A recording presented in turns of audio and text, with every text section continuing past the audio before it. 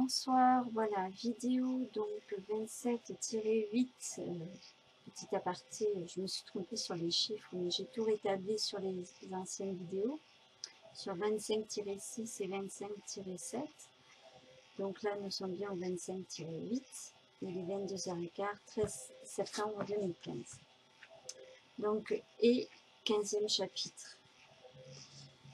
Alors, donc, lorsque Yeshua et moi avons fait l'amour, comme vous dites, nos serpents se sont mis à monter le long de nos épines dorsales, nos jets. Nous l'avons fait simultanément et au moment de notre orgasme mutuel, la charge libérée par les premiers sauts dans la zone pelvienne de nos corps a été propulsée vers le haut, vers le tronc du sommet de la tête, le coronal, stimulant les centres les plus élevés du cerveau. Alors, j'arrive. Voilà. Oui, je reprends, excusez. À ce moment d'extase sexuelle, nous avons fixé notre attention consciente sur nos corps K, car l'extase consolide le K. Les états extatiques sont une nourriture, une source de force pour le corps K. Alors, quand je lis ça, la première chose qui me vient de toute façon par rapport à la description physique, spirituelle, énergétique qui se passe, c'est tout cet amour-là.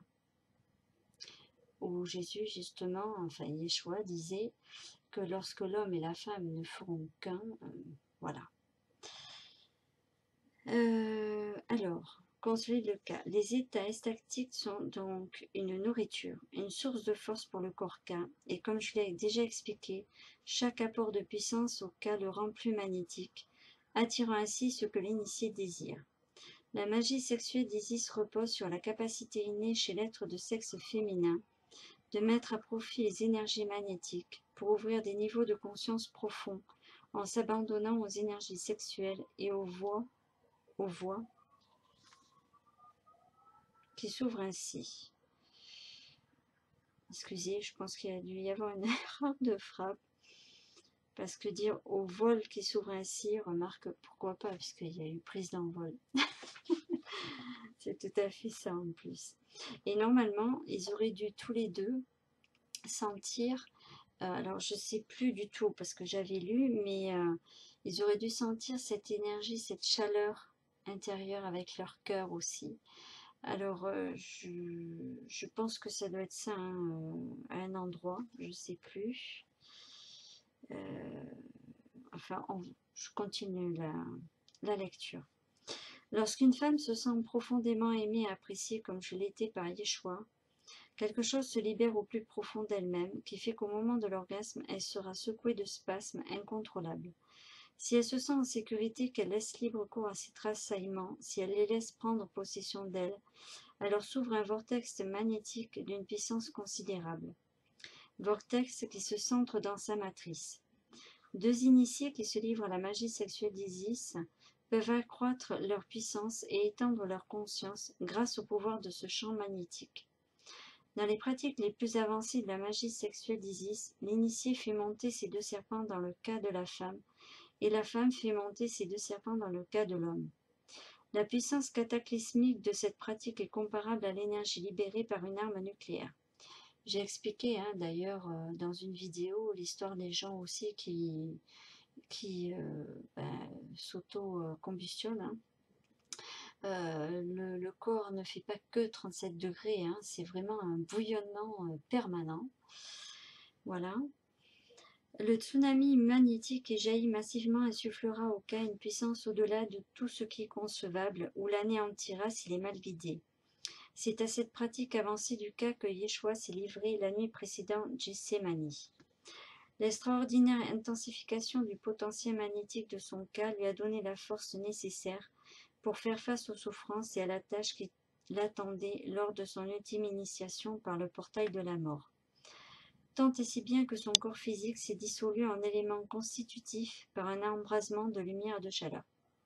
Je m'en souvenais plus, il est là. Ce que l'Église nomme résurrection. À vrai dire, ce n'était que le reflet visible d'un effet beaucoup plus profond en lui. Le magnétisme de son cas est à l'origine de ce résultat, car c'est par son cas potentialisé qu'il a pu franchir l'inframonde et la mort elle-même. Lorsque Yeshua et moi nous sommes engagés dans les pratiques sexuelles d'Isis, nous savions que c'était la raison d'être de notre relation. Pour lui, chaque union avec moi était un moyen de consolider son cas. Voilà pourquoi j'ai expliqué plus haut qu'il vint à mon puits, car le puits que l'initié offre à l'homme est une inépuisable source de potentiel magnétique. Ce puits ne s'ouvrira cependant que lorsque la femme se sent en sécurité et aimée. C'est la condition préalable pour que les pratiques donnent des résultats. Dépourvues de la substance nourricière de l'amour, ces pratiques ne sont que des techniques qui ne donnent pas le résultat requis ou attendu. Quant à moi, j'étais à la fois femme et initiée. J'avais été entraînée pendant des années et je savais quoi faire à propos des canaux. Pourtant, j'ai eu la surprise de me retrouver transportée comme une simple femme. C'est magnifique. La simplicité dans l'amour, même si on sait qu'on connaît les techniques. C'est beau. Je me suis surprise à attendre avec anticipation un regard ou un geste de Yeshua, et je constate que le temps passé ensemble fut le temps le plus précieux qui m'ait été donné de vivre. Quelque chose en lui, son toucher, ses yeux, le sentiment qu'il m'inspirait faisait que quelque chose en moi s'ouvrait. Je me retrouvais parfois presque en train de pleurer, de me moquer de moi-même. Moi qui avais été formée aux pratiques les plus secrètes de la magie sexuelle d'Isis, qui avait été jugée par mes prêtresses comme très avancée, moi l'initiée, j'étais simple débutante en présence de la femme. Car sachez-le, dans le cœur et l'esprit de la sagesse corporelle de la femme se trouvent quelques-uns des secrets les plus vitaux et certains des pouvoirs les plus fabuleux, et ils n'attendent que d'être révélés. Et il suffit du simple toucher d'un autre être humain pour les dévoiler. Voilà pourquoi, lorsque je parle de Yeshua, mon amour et les sentiments que j'ai pour lui et qui ont résisté au temps me submergent. Alors, ceci est vrai, ce que je disais justement, puisque mon camarade d'école m'a bien réveillée par le toucher et par des paroles et par des choses, puisque quelqu'un est entré dans son corps, dans le sens d'un canal. Puisque à un moment donné, il m'a dit je pourrais plus t'aider plus parce que je vais perdre la mémoire, je m'en vais. Enfin, la personne qui était dans ce canal-là voulait justement s'en aller puisque pour laisser vivre la vie de mon camarade. Chapitre 16. Donc des gens positifs. Je rappelle, des gens vraiment positifs, pleins d'amour et de respect, et que l'on respecte aussi par retour. Voilà, c'est tout à fait ça. Chapitre 16. La magie sexuelle d'Isis s'appuie sur le fait que le principe féminin détient en sa nature même, en sa nature sexuelle, une clé alchimique. Cette clé se révèle dans l'acte que vous appelez l'acte d'amour sexuel. Lorsqu'elle est suffisamment activée, les alchimies d'Horus se manifestent spontanément. Dans la formation que j'ai reçue, il était entendu qu'il y avait deux voies alchimiques possibles menant au même but. Les alchimies d'Horus sont la fondation des deux alchimies, des deux pratiques alchimiques, puisqu'elles font appel aux mêmes conduits fondamentaux. Pour ceux qui préfèrent ne pas s'engager dans une relation, les alchimies d'Horus offrent un moyen de consolider et d'activer le cas jusqu'au niveau des plus hautes initiations. À ceux qui ont une relation amoureuse, la magie sexuelle d'Isis fournit des ailes grâce auxquelles ils pratiquent l'ascension du djed et pénètrent jusqu'au trône de la plus haute conscience.